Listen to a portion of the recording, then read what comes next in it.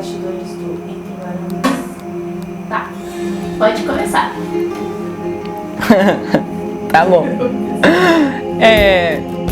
Bom, há muito tempo atrás eu comecei a pensar sobre o que era a realidade. E tudo começou porque eu faço engenharia.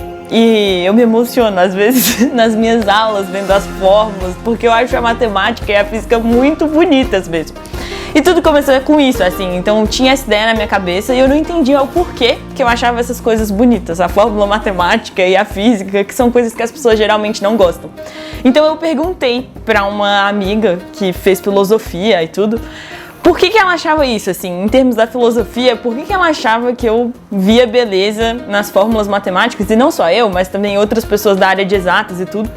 E ela me respondeu uma coisa que eu achei muito curiosa, assim. Ela disse que achava que eu via beleza na matemática e na física porque de alguma forma aquilo me mostrava a realidade. Então isso ficou na minha cabeça, esse assunto da realidade, esse tema da realidade, assim. E eu comecei a me perguntar isso, o que é a realidade no final das contas? É uma pergunta que é meio, não sei, pode parecer meio filosófica, assim, demais, não sei. E eu, sinceramente, nunca tinha me perguntado sobre isso, assim, de uma forma sincera, de uma forma séria. Sei lá, talvez a gente já tenha escutado essa pergunta por aí, mas não sei, dá pra você pensar por aí também, assim, o que é a realidade, de fato? Então essa pergunta ficou martelando na minha cabeça. Geralmente na minha vida as coisas acontecem desse jeito, uma pergunta fica martelando por aí e aí eu vou vendo várias coisas, filmes, livros, conversando com pessoas, tendo outras experiências e as respostas vão vindo, assim, vai se construindo uma resposta na minha cabeça. Bom, então a gente tem esse panorama, o que é a realidade?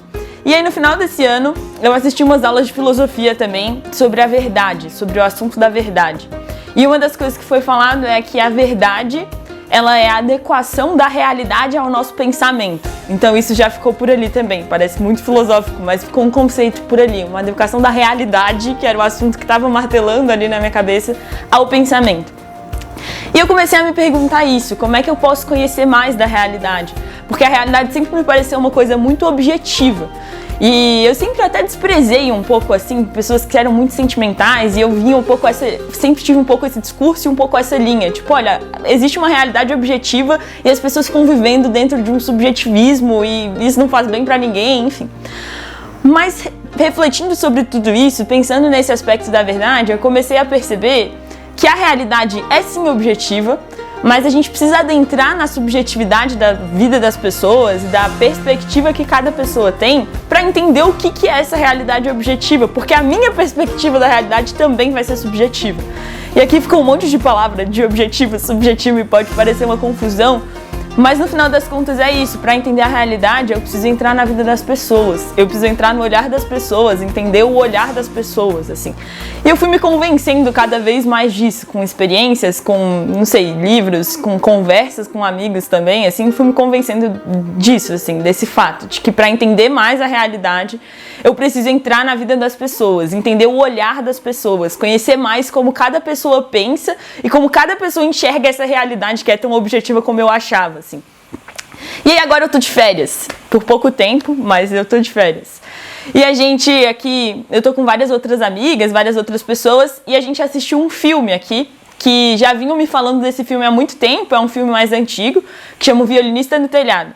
E é um filme mais antigo, de 3 horas, assim, eu gosto bastante de filme, mas eu sempre tenho um pé atrás com filmes antigos, assim, eu fico meio, será que vale a pena mesmo? Não sei, às vezes tem uns efeitos especiais meio bizarros, assim, que eu não curto tanto, mas falei, tá, vou assistir, todo mundo vê o filme, então eu quis ver também, já tinha recebido várias recomendações, e é um filme longo, como eu comentava, que só isso já pode ser um desafio, assim, né, tipo, você ficar vidrado, prestando atenção no filme.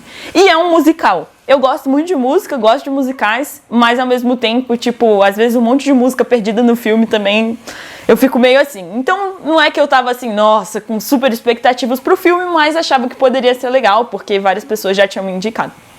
E o contexto geral do filme é basicamente um leiteiro, numa realidade na Rússia, se eu não me engano, e ele é um judeu, e ele mora em um povoado judeu. E ele é uma pessoa muito simples, assim, um homem muito simples mesmo. E como um bom judeu daquela época, ele era muito ligado nas tradições judaicas mesmo. E basicamente, sem dar tantos spoilers, o contexto do filme vai se desenrolando. Ele tem 5 filhas e as 3 filhas mais velhas dele estão em idade assim de se casar, enfim.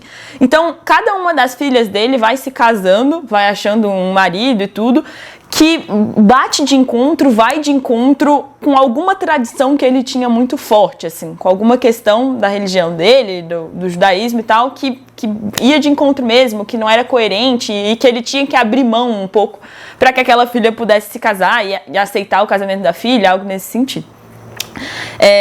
Então é um filme muito interessante, assim, que você vai vendo essa realidade de uma pessoa muito simples, de um homem muito simples, que tinha uma perspectiva da realidade de acordo com o que ele acreditava, com a fé dele, mas de acordo com a vivência que ele teve. Muitas coisas ele nem sabia porquê, e ele deixa isso muito claro no filme, nas músicas e tudo. Ele nem sabia porquê que ele acreditava daquela forma, mas sei lá, era uma tradição que existia, assim, enfim. Então, ele tinha uma perspectiva da realidade. Existia um mundo ali que ele enxergava. E para as filhas dele, para a esposa dele, para as outras pessoas do povoado, a realidade era enxergada de uma outra maneira, né? Elas tinham uma outra perspectiva da realidade que eu precisaria entrar na subjetividade de cada pessoa para entender aquilo dali. E eu achei muito legal como no filme isso fica muito claro.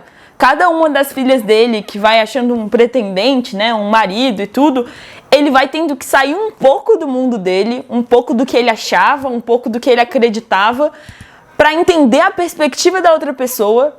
E aí tem várias cenas muito interessantes, assim, que ele fala por um lado e aí ele dá vários argumentos, por outro lado ele dá vários argumentos. E é legal isso, você vê que é isso que ele tá fazendo, é esse percurso de adentrar o olhar de alguém, adentrar a realidade de alguém mesmo, assim. E é muito bonito, porque ele vai entendendo mais sobre ele mesmo em todo esse caminho, entendendo o que ele pode abrir mão e o que não. Aqui eu já não consigo mais abrir mão porque eu vou perder a minha essência, eu vou perder quem eu sou. Então foi muito legal, assim, isso já me mostrou, me confirmou talvez um pouco isso que eu estava pensando sobre a realidade, de como a realidade, para entender melhor uma realidade que é objetiva, eu preciso adentrar o olhar das pessoas, na vida das pessoas, entender como as pessoas enxergam o mundo, e não só a minha visão de mundo. E aí depois a gente lê um conto por aqui também, um conto que chama O Príncipe Feliz. É um conto curtinho, tem umas 4 páginas assim, e eu confesso que eu nem consegui ler com muita calma. Mas a gente teve uns momentos de discussão sobre o conto. E conversando com as pessoas, eu fui enxergando também como nesse conto a história é basicamente de um príncipe que já morreu no contexto do conto, no agora do conto, vamos dizer assim, ele já morreu. E ele é uma estátua, então ele foi um príncipe bom lá pro povo e tudo, então fizeram uma estátua daquele príncipe feliz, que as pessoas tinham essa perspectiva de que ele era um homem feliz. E é muito interessante porque ele narra no conto, basicamente a conversa do príncipe com uma andorinha.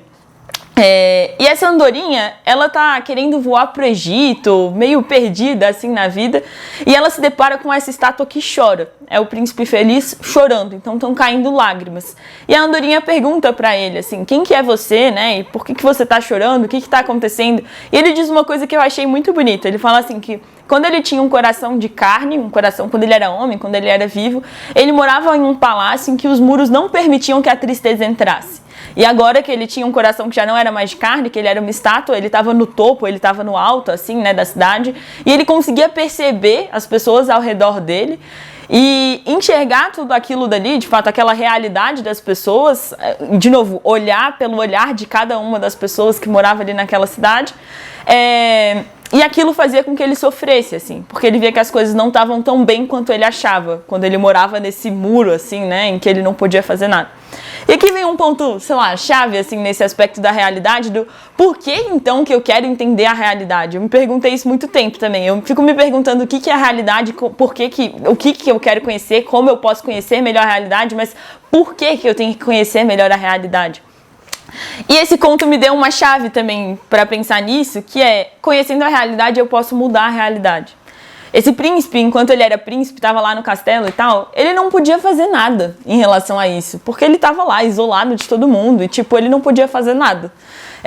Porque ele não conhecia a realidade daquelas pessoas. A partir do momento que ele era uma estátua, mesmo sendo uma estátua, aí eu já não vou dar mais spoiler do conto também para vocês lerem, mas mesmo sendo uma estátua, ele acha uma forma de mudar a vida daquelas pessoas porque ele enxergou a realidade, porque ele viu a verdade, voltando lá no conceito de verdade que eu falava no começo, né? Que a verdade é essa adequação da realidade com o nosso pensamento, enfim.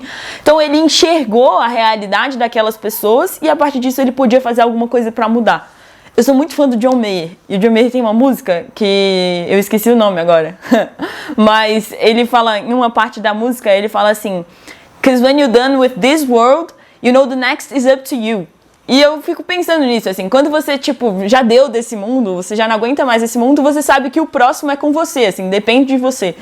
E eu fico pensando nisso, assim, pra eu saber que já deu desse mundo e pra eu saber que o próximo depende de mim, eu preciso entender a realidade. Eu preciso conhecer a realidade. Eu preciso adentrar a realidade das pessoas pra ter um olhar mais concreto e mais real sobre a realidade. Pode parecer redundante, né? Mas ter um olhar mais verdadeiro sobre qual é a realidade que tá à minha volta. Sobre mim, sobre as pessoas e sobre o mundo que a gente tá imerso.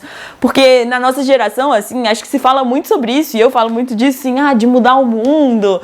E, sei lá, mudar o mundo nas universidades, mudar o mundo com coisas sociais, mudar o mundo pelo meu trabalho e não sei o quê, e o pensamento das pessoas tem que mudar e tal.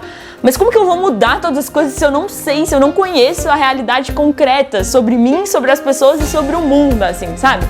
Então eu acho que é isso, conheçam a realidade e busquem adentrar a vida das pessoas, assim, porque vale a pena, sabe? A gente vai despertando o olhar pra tanta coisa que a gente talvez não conhecesse e não se tocasse que a gente poderia mudar porque eu não tava enxergando, assim. É isso. Pessoal, a gente tem uma estrela desse vídeo. Beatriz. Beatriz Lustosa. Ninguém me escutou. Beatriz Lustosa. Oi, Bia. Oi. Oi. Eu vou botar aqui, eu acho. Então, Bia, conta pra gente qual o seu curso da faculdade. Engenharia mecânica. Nem só de ver. Engenharia e filosofia. Quem achou que isso pudesse dar certo? Mas a Bia mostrou pra gente que dá sim com esse vídeo maravilhoso. Uma aula, né? Deu uma aula.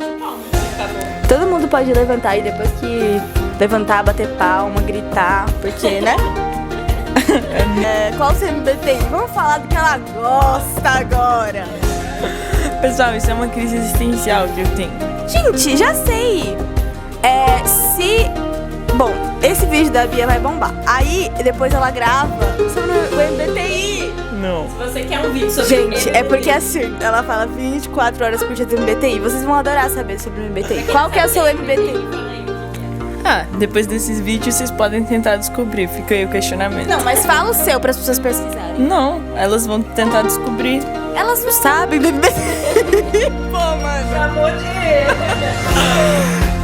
Que mais, Bia? E você? Gente, isso é uma realidade triste, né, Bia? Que você vai voltar pra faculdade. Ai, a greve, sabe, pessoal, é muito complicado. Alguém dá um recado aí pra UNB que tá tudo errado. Gosto muito da minha universidade. Mas o calendário podia ser diferente. Com certeza. É isso, gente. Dias de luta, dias de glória. A realidade da Bia é que ela vai voltar pra faculdade em um dia. E tem dias que são noites, pessoal. Eita! Fica aí, mais um vídeo da Leti. Comenta aí se vocês querem vídeo da Leti, da Bia, né? As brasilienses, força!